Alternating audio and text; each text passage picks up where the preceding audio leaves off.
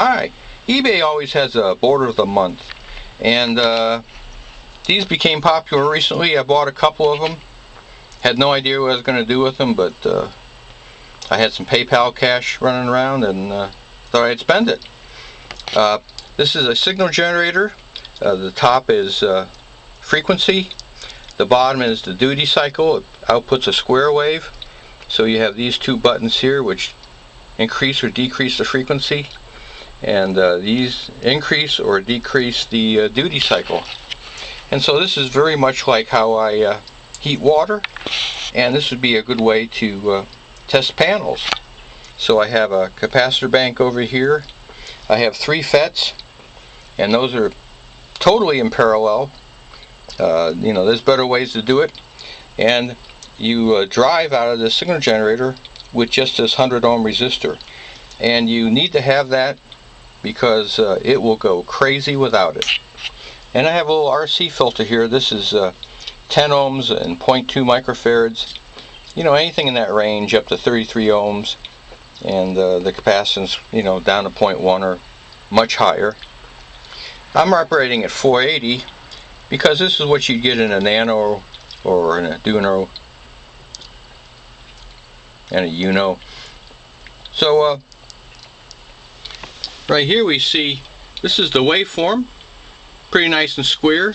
These FETs are not heating up. I'm using my water heater as a load, so I just put this little socket on it. In another video I show these things.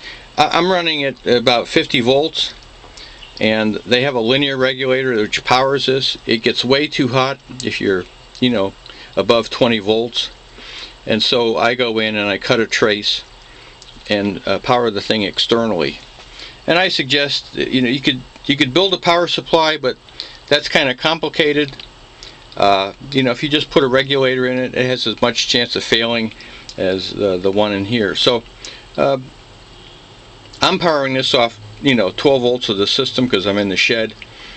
But 3 or 4 lithium cells in series would be a nice power source for this to make it portable. You could take it out to where your arrays are. And this makes a nice little panel tester because you can read the wattage output, the voltage, and you go for the maximum wattage, and that's your power point voltage. So here's the signal. It's nice and clean.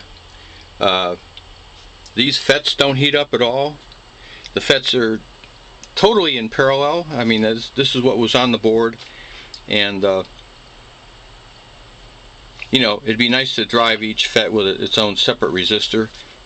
You can do that, I suggest it, but it's fairly simple. It's a little project that you might want to build. It doesn't cost much. It's fairly simple and eliminates a lot of programming and circuit building that many of my other projects have. Now, it's not exactly as smooth an operation as you think. You'd run the duty cycle up and down, and you'd go for the maximum power. It's kind of a cloudy day, and this thing's really bouncing around. Any wisp of cloud can easily vary the power 30-40%, and so this is jumping around. So raising the numbers, the duty cycle up and down, it's really hard to see where that power point is.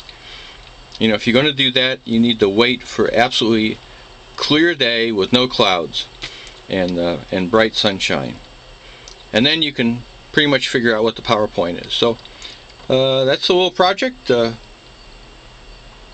It might interest you. If you have any questions, ask in the comments. Thanks for watching.